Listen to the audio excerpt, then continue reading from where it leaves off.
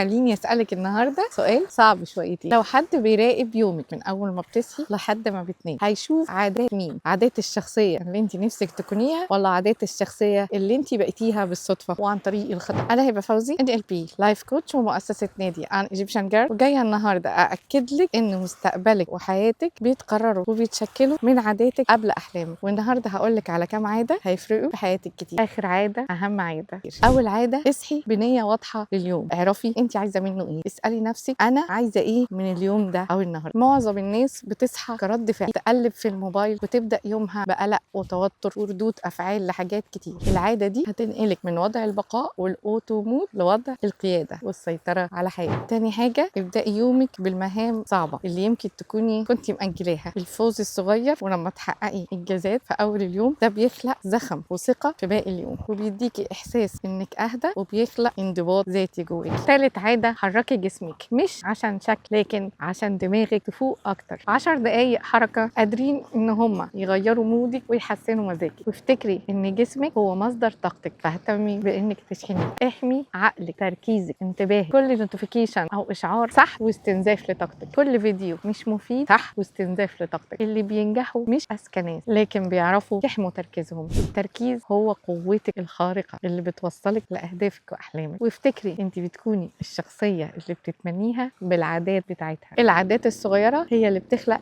الحياه الكبيره. قولي لي بصراحه، انهي عاده في يومك محتاجه تتغير؟ وتابعي، عشان هنا هنبني الشخصيه القويه اللي قادره تخلق الحياه اللي طول عمرك بتتمنيها. وبس خلاص.